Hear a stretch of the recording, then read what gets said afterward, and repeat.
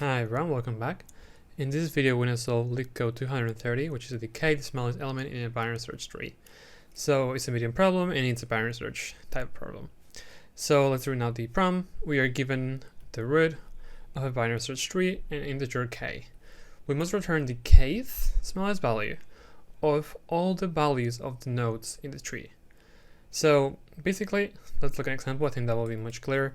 So we'll have something like this example right here, and then they will say, well, k is equal to, let's say for this case, 1. And so we have to return the kth smallest value. So this would be the first smallest value, which in this case would look at the values and say, well, we have 1, I have 2, I have 3, and I have 4. The smallest value of all of these 4 values, that's 1. So we'll return 1.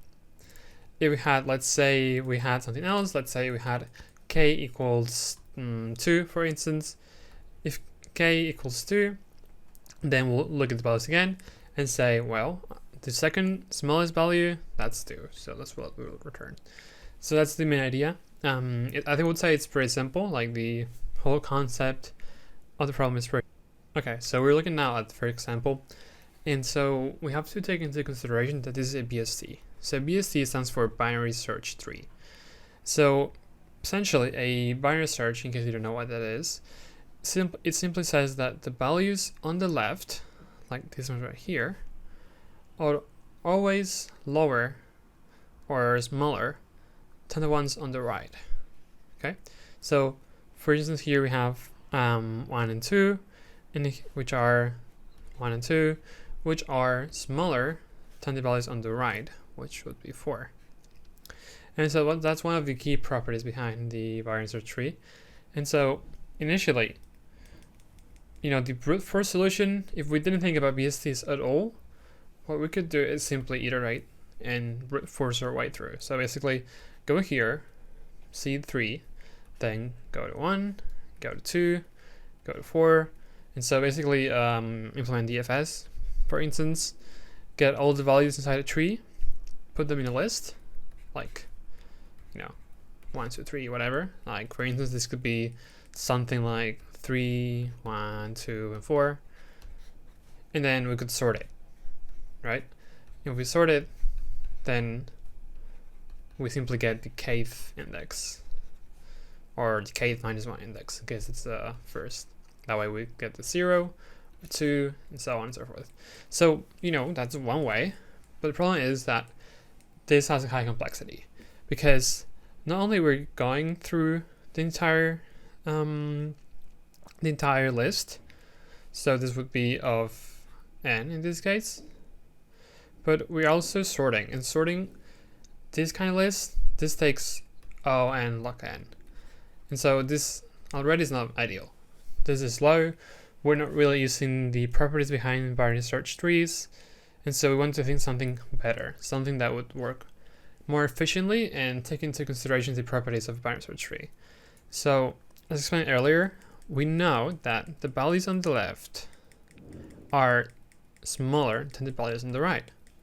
And so if we, for instance, if we only want the first or the smallest value, the kth smallest element, the first smallest element, why would it go to the right?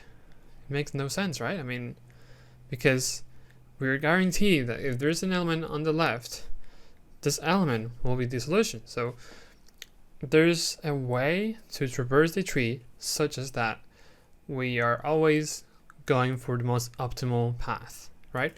Because if we're looking for the first smallest element, it does not make sense to try to go beside the right child, because we know that this element, the right child, will be greater or it will be higher than the value here. Therefore, this is smaller. Therefore, if I want to get the first smallest value, it makes no sense to go to the right. I want to go to the left instead, right away, right? And so that's something quite important, and so I think like you start to see where I'm going here. So basically what we could do is, if we want to get the kth smallest element, then we always want to prioritize going to the left. Why? Because if we go to the left, we're guaranteed that these values will be smaller. Therefore, if we have a choice to do, if we can either go right or left, and we're gonna get the smallest value, then it makes sense to first go left because the values on the left are smaller. Therefore, what I could do is, if I'm here, so obviously this will always start, right? I will always start at the root element. From here, what I can do is be like, okay, I can go left. Then here, from this one, I can try to go left. I will see that there's nothing here. And since the root element in this subtree is smaller than the child's on the right subtree, then I can simply append this guy, the one here. So one solution or one kind of like guideline would be to first go left,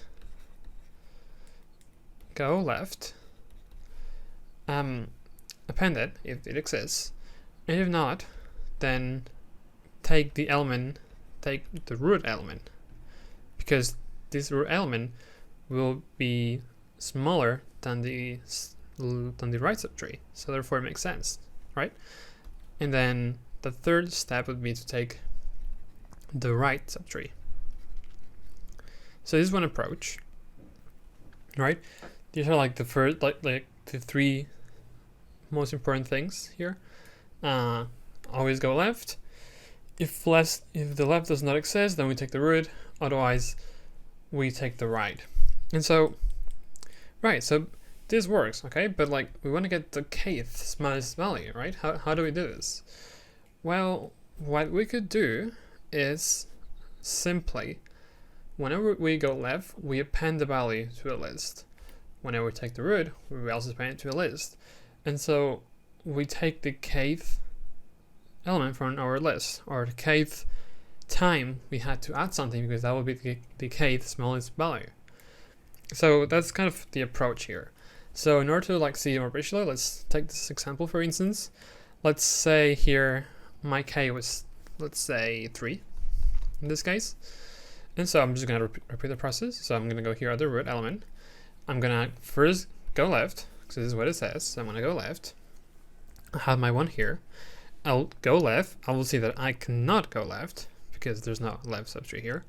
So I'll take the root element and I'll simply, we could either store it in a list, which would make sense, but also I feel like there's a better way, or we could simply use the k here, like k, I guess k counter, and whenever we take an element, we simply increment it by 1, right? So what I could do is, when we take the root element here, when we take this one right here, because as I said, there's not a left subtree, when we take this root element, what I could do is increment this k counter by 1. So therefore, we could do is simply do this, then over k in this case, or the k counter would be 1 now. And so obviously if k was equal to 1, we could just stop here. But since that's not the case, we'll continue the algorithm, and now we'll go to the third step right here, which is the take right subtree step.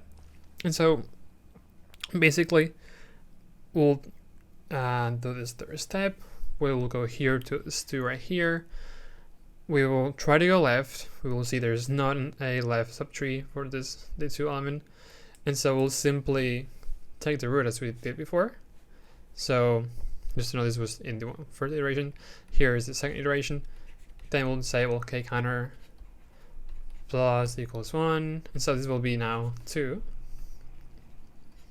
And so we'll check, okay, is my k counter the same as my k, my input k? No, it's not, so we have to continue going. And so the third step now, as we said, this is going to be implemented with recursion, right? And so that means that when we did all of this subtree, we were processing the root element, right? This 3 right here. Okay, so we were at the first step. Now the second step, since this is finished, the second step would be to take the root element, right? So that's exactly what I'll do. So I'll simply, in my third step, I'll take the root element. So I'll just simply increment the k counter by 1 again, and then this will be 3. And now my k is equal to my k counter. Therefore, I can stop here. I can already return this 3 because I can guarantee that this is the smallest, the kth or the third smallest value in our tree, which appears to check out. So yeah, that's pretty much about the implementation. This is how you would do it. I hope this makes sense. Basically, we always want to take the left because we know the left subtree is smaller than the right subtree. And also we know that the right subtree is greater than my root. Therefore, it makes sense to do these 3 steps. And so we can either do this recursively or with iterations. I think the best way would be to use recursion in this case. So let's look at the solution in Python. Alright, so I hope you were able to solve this on your own, and now let's take a look at the solution. So first of all, let me just reiterate that we always look at the left subtree, then we'll take the root element, and then the right subtree. We do it because it's a binary tree. That means that the left subtree, the values inside the left subtree, they will be smaller than the root and right elements. And then the same thing goes for the right element, but in reverse. So for the right subtree, it will be greater than the left and the root, and then the root here is in the middle. So the left subtree is smaller than the root, but the root is greater than the right subtree. So now that we've kind of like established this, let's take a look now at how we will solve this. So first of all, I'm going to have here a res list. This will contain my k counter, and then the actual value that I'm going to return. We are using a list because that way we don't have to declare global and non-local variables, and I feel like it makes the code a little bit nicer to look at. So now I'm going to declare here my DFS function. So first of all, it's going to contain a node. Why? Because that's what I'll iterate through. And so we'll traverse the tree using this node. Next, I'm going to check if the node to the left, if it has a left subtree, right? Because if it does have a left subtree, then we want to explore it. So I'm going to just call that. Then now we're at the second step here, right here. We want to get the root element. So I will simply increase my k counter by 1. So be something like this. And then we'll check if res of 0 equals k. Okay, well, this is because like we want to check the current k counter, and so we want to get the first or the second or the third smallest element. And so we always check if my k counter equals my input k. If it does, then we know we can stop, and so therefore I will save the current value to res of 1, and then we'll return. Lastly, I want to take a look at the right subtree, so I'm going to say, well, now the right, if it exists, then I'm going to explore it.